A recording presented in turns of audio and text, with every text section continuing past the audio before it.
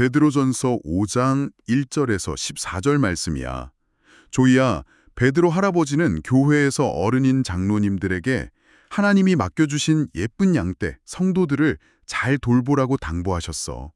억지로 하거나 돈을 바라고 하는 게 아니라 예수님처럼 기쁜 마음으로 착한 본보기가 되어달라고 하셨지.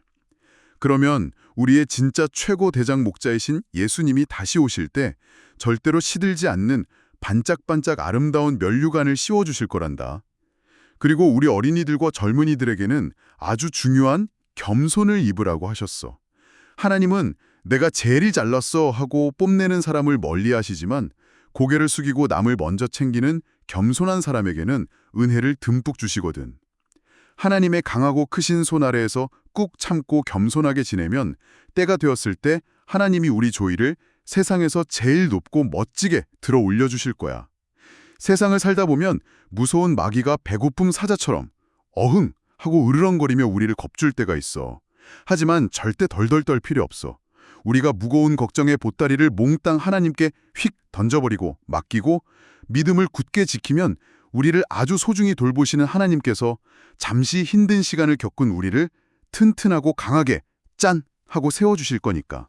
와, 방금 들려드린 내용은 조엘 할아버지가 손녀 조이에게 들려주는 성경 이야기였죠. 베드로전서의 마지막 부분인데 듣기만 해도 참 마음이 따뜻해지는 것 같습니다. 네, 맞아요. 할아버지의 다정한 목소리처럼 느껴지지만 사실 이 짧은 이야기 안에는 우리가 세상을 살아가면서 마주하게 되는 아주 거대한 두려움, 그리고 그걸 어떻게 이겨낼 수 있는지에 대한 엄청난 비밀이 숨겨져 있거든요. 그렇죠. 정말 중요한 메시지들이 꽉꽉 채워져 있죠. 네네. 그래서 곁에서 함께 듣고 있는 우리 어린이 친구들 그리고 부모님들과 함께 오늘 이 말씀의 깊은 곳으로 한번 푹 빠져서 들어가 보려고 합니다. 근데 가장 먼저 제 귀를 쏙 사로잡은 게 하나 있었어요. 어떤 부분이었나요? 그 무서운 마귀를 배고픈 사자처럼 막 어흥 하고 으르렁거린다고 표현한 부분이요. 솔직히 우리 어린이 친구들이 듣기에는 약간 무서운 이미지가 아닌가 싶기도 하거든요. 아, 충분히 그렇게 느끼실 수 있어요. 아이들에게는 동화책에 나오는 엄청 무서운 괴물처럼 들릴 수도 있겠죠. 그런데 사실 베드로 할아버지가 이 편지를 쓰던 1세기 당시의 역사적인 상황을 살펴보면요. 이게 단순한 비유나 동화 속 이야기가 아니었어요. 그럼 진짜 사자가 있었다는 뜻인가요? 네, 진짜 사자요. 이 편지를 처음 받아서 읽었던 사람들은 로마 제국 곳곳에 흩어져 살던 초기 기독교인들이었거든요. 그때가 네로 황제 시대였는데 기독교인들에 대한 어마어마한 핍박과 사회적 고립이 막 시작되던 때였습니다. 아, 역사책에서 보던 그 로마의 핍박 시대군요. 맞아요. 실제로 원형 경기장 같은 곳에서 굶주린 맹수들의 위협을 직접 마주해야 했던 사람들도 있었고요. 그러니까 베드로가 우는 사자를 이야기했을 때 그건 그분들이 피부로 느끼고 있던 아주 현실적이고 물리적인 공포 그 자체였던 거죠. 와, 옛날 사람들이 느꼈던 진짜 생명의 위협 같은 거였네요. 세상에. 그렇다면 오늘날을 살아가는 우리, 특히 우리 아이들에게 이 으르렁거리는 사자는 어떤 모습으로 다가올까요? 다행히 지금 우리는 맹수한테 쫓기면서 살진 않잖아요. 아주 훌륭한 질문입니다. 현대인들에게 다가오는 사자는 그런 물리적인 동물이 아니라 심리적이고 영적인 위협의 형태를 띠게 되거든요. 아, 심리적인 위협이요? 네. 혹시 사자가 사냥을 할 때 어떻게 하는지 아시나요? 막 덤벼들기 전에 먼저 엄청난 소리로 포효를 하거든요. 어흥하고 크게 소리를 지르는가요? 맞아요. 그 소리가 너무 커서 사냥감이 그 공포에 질려가지고 그 자리에 꽁꽁 얼어붙게 만드는 거예요. 마귀도 똑같은 전략을 씁니다. 당장 무슨 큰일이 일어난 것도 아닌데 우리 마음속에 막 불안과 걱정이라는 포효를 질러서 우리를 마비시켜버리는 거죠. 와, 포효해서 얼어붙게 만든다. 이거 진짜 팍 와닿는데요? 우리 아이들 입장에서 한번 생각해보면 내일 처음 유치원이나 학교에 가야 할 때 혹은 제일 친한 친구랑 다투고 나서 내일 그 친구가 나랑 안 놀아주면 어떡하지 하고 걱정할 때가 있잖아요. 그렇죠. 아이들에게는 그게 사자의 포효만큼 무서운 일이죠. 어른들도 마찬가지거든요. 회사에서 되게 중요한 발표를 앞두고 있다거나 아니면 경제적인 문제 때문에 밤잠을 설칠 때 진짜 우리 마음속에 엄청나게 거대한 사자가 으르렁거리는 것처럼 무섭잖아요. 맞습니다. 아주 정확한 비유예요. 그럼 이 무거운 걱정의 돌덩이들을 우리는 도대체 어떻게 해야 할까요? 덜덜 떨고만 있을 순 없잖아요. 바로 그 부분에서 성경은 아주 명확하고 행동적인 해결책을 딱 제시합니다. 오늘 본문 7절의 핵심인데요. 너희 염려를 다 주께 맡기라 하는 말씀이죠. 여기서 우리가 아주 깊게 파봐야 할 단어가 바로 헬라 원어인 에피리프토입니다. 에피리프토요? 단어 발음 자체에서 뭔가 되게 역동적인 느낌이 나네요. 에피리프토?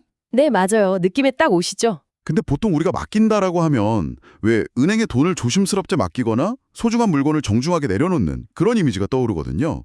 이 헬라어 단어에는 뭐 다른 뜻이 숨어 있는 건가요? 완전히 다른 뜻이 숨어 있습니다. 이 에피리프토는 합성어인데요. 어디 위에라는 뜻의 에피, 그리고 강하게 던지다라는 뜻의 리프토가 합쳐진 말이에요. 아, 위에 강하게 던지다. 네. 1세기 당시 중동 지방의 일상을 한번 상상해 보세요.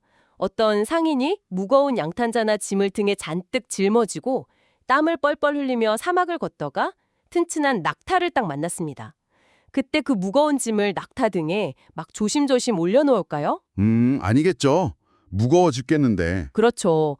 자신의 어깨를 짓누르던 그 짐을 낙타 등 위로 젖먹던 힘까지 다해서 휙 하고 던져버리는 겁니다. 내 어깨에서 완전히 떠나보내는 그 강렬한 행동, 그게 바로 에피리프토예요. 와, 무거운 짐을 낙타 등에 휙 던져버린다는 거, 이거 정말 속이 다 시원해지는 이미지네요. 끙끙 앓는 대신에 나보다 수천만 배는 더 힘이 세신 하나님 아빠 등에 던져버리는 거군요. 맞습니다. 그게 바로 믿음이죠. 아, 근데 잠깐만요. 걱정을 그냥 하나님께 휙 던져버린다.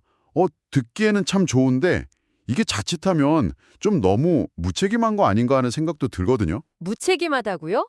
어떤 면에서요? 예를 들면 내일이 진짜 중요한 시험인데 하나님, 제 걱정을 에피리프토합니다 하고 휙 던져버린 다음에 공부는 하나도 안 하고 그냥 놀이터로 놀러 나가면 안 되는 거잖아요. 걱정을 안 한다는 거랑 내 현실을 도피하는 거, 이 두 가지의 차이가 좀 헷갈리는데요. 아주 날카로운 지적이십니다. 사실 많은 분들이 그 부분을 헷갈려 하세요. 하지만 성경이 말하는 에피리프토는 우리가 마땅히 감당해야 할 책임까지 던져버리라는 뜻이 절대 아닙니다. 아, 책임은 져야 하는군요. 그럼요. 시험 공부를 열심히 하거나 친구랑 다퉜을 때 관계를 회복하려고 먼저 미안해하고 사과하는 건 우리가 마땅히 해야 할 일이죠. 우리가 하나님께 던져버려야 할 짐은 바로 결과에 대한 두려움과 불안감입니다. 결과에 대한 두려움이요? 네. 내가 통제할 수 없는 내일에 대한 압박감. 우리를 무기력하게 얼어붙게 만드는 그 공포심이라는 독소만 쏙 빼서 가장 강한 분이신 하나님 등에 던져버리란 뜻이에요. 아하, 그러니까 책임은 다하되 그 결과가 주는 무시무시한 압박감만 에피리프토 해라. 와, 이거 진짜 훌륭한 설명이네요. 듣다 보니까 제가 예전에 읽었던 재미있는 비유 하나가 툭 떠오르는데요. 오, 어떤 비유죠? 어떤 사람이 아주 무거운 배낭을 메고 낑낑대면서 기차에 탔대요. 근데 자리에 앉아서도 그 배낭을 벗지 않고 계속 땀을 뻘뻘 흘리고 있는 거예요. 아이고, 왜 그랬을까요? 그래서 지나가던 승무원이 손님 배낭은 바닥에 내려놓고 좀 편히 가세요 했더니 그 사람이 아닙니다. 기차도 무거울 텐데 제 짐까지 기차에 맡길 수는 걷죠? 하고 대답했다는 웃지 못한 이야기예요. 아, 네네. 정말 딱 맞는 이야기네요. 생각해보면 우리가 걱정을 끌어안고 있는 모습이 딱 이렇지 않나요? 하나님이라는 완벽한 기차에 이미 올라탔으면서 무거운 배낭은 내가 계속 메고 있는 거잖아요. 맞습니다. 심리학적으로 봐도 인간은 자신이 무언가를 통제하고 있다고 느낄 때 안도감을 얻거든요. 그래서 걱정이라는 것 자체가 일종의 총재 수단이 되는 거예요. 내가 밤을 새워가며 걱정하면 이 문제가 어떻게든 해결될지도 모른다는 착각에 빠지는 거죠. 아, 걱정하는 게 결국 내가 통제하려는 마음 때문이군요? 결국 에피리프토, 즉 하나님께 내 짐을 휙 던져버린다는 건 이 통제에 대한 환상을 깨버리는 아주 위대한 믿음의 행위인 겁니다. 나는 슈퍼맨이 아니다. 나는 이 문제를 혼자 다 해결할 수 없다는 걸 쿨하게 인정하는 거죠. 와, 진짜 놀랍네요. 나보다 힘이 훨씬 세신 분께 내 한계를 인정하고 짐을 던진다. 근데 여기서 오늘 본문의 이야기 흐름이 아주 절묘하게 연결되는 것 같아요. 네, 눈치를 채셨군요. 우리가 내 힘으로 짐을 질 수 없어서 에피리프도 한다는 건 결국 내 잘난 척을 멈춘다는 뜻이잖아요. 바로 그겁니다. 그 논리적 흐름이 완벽하게 베드로전서 본문의 다음 주제로 이어지는 거예요. 내 한계를 인정하고 교만이라는 단단한 껍질을 탁 깨부쉈을 때 비로소 우리는 베드로 할아버지가 당부한 두 번째 태도를 가질 수 있게 됩니다. 바로 5절에서 강조하는 겸손이죠. 그래서 걱정을 던져버려라 하신 말씀 바로 옆에 겸손으로 옷 입으라는 말씀이 딱 붙어 있었던 거군요.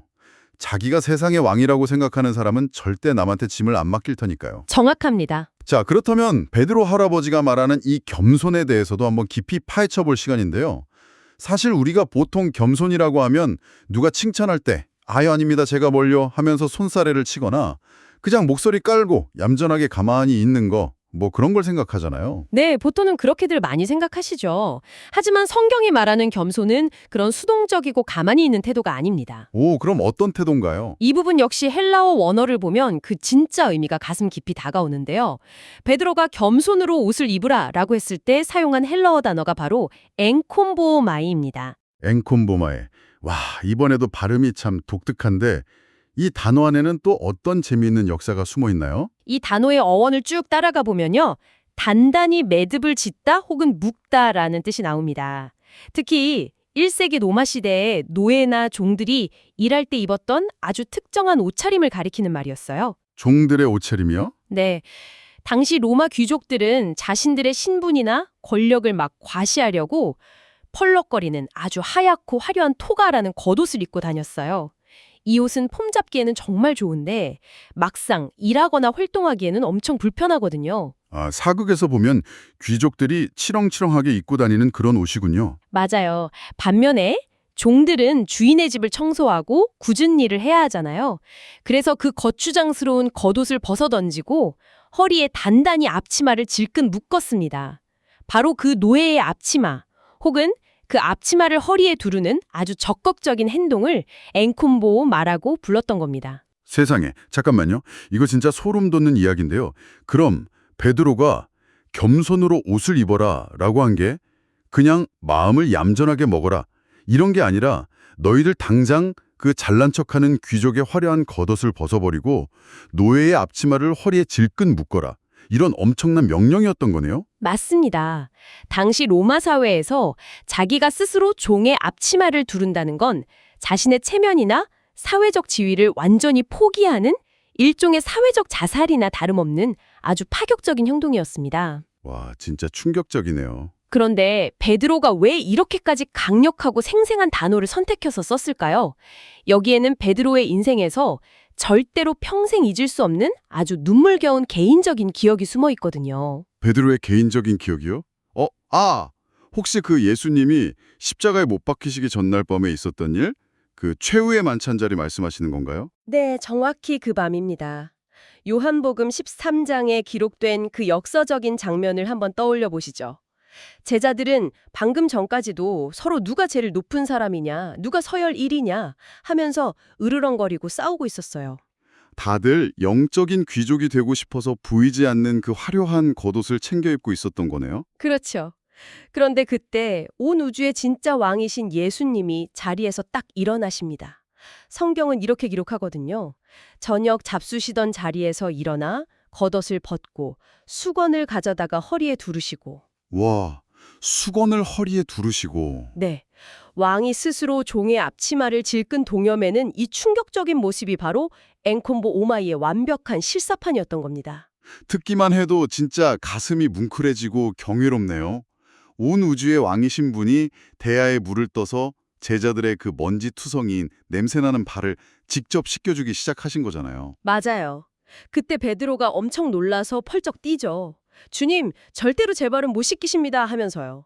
네, 저라도 그랬을 것 같아요. 베드로는 당시에 교만과 자존심으로 똘똘 뭉쳐 있었기 때문에 왕이 노예의 앞치마를 두른다는 그 사실 자체를 받아들일 수가 없었던 거예요. 하지만 예수님은 그 앞치마를 두른 채로 묵묵히 발을 씻기며 진짜 사랑이 뭔지, 진짜 리더십이 뭔지 가르쳐 주셨습니다. 그래서 수십 년이 흐른 뒤에 백발의 할아버지가 된 베드로가 우리에게 이 편지를 쓰면서 그날 밤 예수님이 질끈 묶으셨던 그 앞치마, 엔콤보 오마이를 떠올린 거군요. 맞습니다. 여러분, 진짜 힘과 영광은 화려한 겉옷을 입고 뽐내는 데 있는 게 아닙니다. 예수님처럼 앞치마를 두르고 서로를 돕고 섬기는 데 있습니다. 라고 온 마음을 다해 외치고 있는 거죠. 정말 완벽한 해석이네요. 우리가 이 시간마다 늘 추구하는 게 이렇게 역사랑 언어의 깊은 곳을 파고들어서 숨겨진 진짜 메시지를 발견하는 건데 오늘 진짜 대박인 것 같습니다. 감사합니다. 이 놀라운 통찰을 이제 우리 삶으로, 우리 아이들의 일상으로 한번 가져와 볼까요? 네, 너무 좋아요. 부모님들 입장에서 먼저 생각해보면 직장에서든 가정에서든 진짜 리더십이라는 게 내가 돈 벌어오는 사람이야, 내가 상사야 하면서 목에 힘을 주는 게 절대 아니라는 거네요. 그렇죠. 진짜 권위는 내가 안전하다는 안정감에서 나오거든요. 그 안정감을 바탕으로 기꺼이 자녀나 부하 직원을 위해서 앞치마를 두르고 돕는 거. 그게 진짜 리더십입니다. 심리학에서도 진정한 자존감은 남을 지배하는 데서 나오지 않는다고 하잖아요. 맞아요. 하나님 안에서 완벽한 평안을 얻은 사람만이 기꺼이 자신을 낮출 수 있는 거군요. 예수님이 그러셨던 것처럼요. 그럼 조이와 같은 우리 어린이 친구들에게도 똑같이 적용할 수 있겠네요. 네, 아이들에게는 어떻게 적용할 수 있을까요? 유치원이나 놀이터에서 내가 그림 제일 잘 그려, 내 장난감이 제일 비싸고 멋져 하면서 보이지 않는 금관을 쓰고 뽐내는 게 아니라 종이접기를 막 어려워하는 친구 옆에 살며시 다가가서 내가 좀 도와줄까? 하고 다정하게 손을 내미는 것. 너무 예쁜 모습이네요. 그게 바로 예수님의 아름다운 앞치마, 앵콤보 마이를 입는 거네요. 우리 아이들이 어릴 때부터 이런 마음으로 자란다면 진짜 그 누구보다 단단하고 멋진 사람이 될 텐데요. 맞습니다. 그래서 베드로전서 5장의 이 놀라운 말씀은 우리에게 아주 궁극적인 약속을 주면서 마무리가 됩니다. 우리가 교만이라는 무거운 겉옷을 벗고 남을 섬길 때 하나님은 우리를 절대 낮아진 채로 그냥 버려두지 않으시거든요. 그럼 어떻게 해주시나요? 하나님의 능하신 손 아래에서 겸손하라. 때가 되면 너희를 높이시리라. 기꺼이 앞치마를 두르고 스스로 낮아진 사람을 세상에서 가장 높고 영광스러운 자리로 번쩍 들어 올려주시는 분이 바로 우리 하나님이라는 든든한 약속입니다. 와, 아멘이네요, 정말. 자, 오늘 우리는 두 가지 헬라어 단어를 통해서 세상을 담대하게 살아가는 엄청난 비밀을 발견했습니다. 나를 짓누르는 거대한 걱정, 내 힘으로 어찌할 수 없는 그 으르렁거리는 두려움 앞에서는 어떻게 해야 한다고요? 에피리프토. 세상에서 가장 힘센 하나님 아빠의 넓은 등에 휙 던져버려야죠. 네, 휙 던져버리는 겁니다. 그리고 그렇게 홀가분해진 어깨 위에 나만 잘났다고 뽐내는 겉옷이 아니라 예수님이 두르셨던 섬김의 예쁜 앞치마, 앵콤보우마이를 단단히 묶는 겁니다. 무거운 돌덩이를 안고 덜덜 떨면서 마귀의 포효에 마비되어 살 것인가? 아니면 하나님께 모든 걸 던져버리고 자유로운 몸으로 친구들을 섬기며 살 것인가? 2000년 전 베드로의 질문은 지금 우리에게도 똑같이 던져지고 있습니다. 자, 여러분은 오늘 무엇을 결심하셨나요? 오늘 배운 이 두 가지 단어와 은혜로운 말씀들을 우리 각자의 마음속에 그리고 삶에 어떻게 적용할지 잠시 깊게 생각해 보시면 좋겠습니다. 네, 오늘 밤에 꼭 가족들과 함께 도란도란 나누어 보시기를 강력하게 추천드립니다. 나를 세상에서 가장 소중하게 돌봐주시는 든든한 하나님 아버지. 저에게 무거운 걱정이 생길 때마다 혼자 끙끙 앓지 않고 하나님께 휙 던져버릴 수 있는 에피리프토 놀라운 특권을 주셔서 정말 감사합니다. 우리 조이가 세상에서 내가 제일 잘났어 하고 뽐내는 아이가 아니라 늘 겸손의 앞치마를 두르고 친구들을 배려하는 예수님을 닮은 아이로 자라게 도와주세요. 배고픈 사자처럼 마귀가 무서운 생각이나 나쁜 유혹으로 조이를 겁주려 할 때 흔들리지 않고 믿음을 굳게 지키는 씩씩한 용사가 되게 해주세요. 잠깐의 힘든 일이 있어도 결국 나를 가장 강하고 튼튼하게 세워주실 하나님을 온전히 믿고 찬양합니다. 나의 모든 걱정을 대신 지어주시는 예수님의 이름으로 기도합니다. 아멘. 우리 조이 정말 대단해. 바울 할아버지의 편지에 이어 베드로 할아버지가 들려주신 보석 같은 베드로전서 편지까지 끝까지 훌륭하게 다 읽어냈구나. 조엘 할아버지도 저 AI도 조이에게 우렁찬 박수를 보냅니다. 짝짝짝. 오늘은 무거운 마음의 짐을 다 내려놓고 세상에서 제일 편안하고 기쁜 미소로 활짝 웃는 행복한 하루를 보내렴.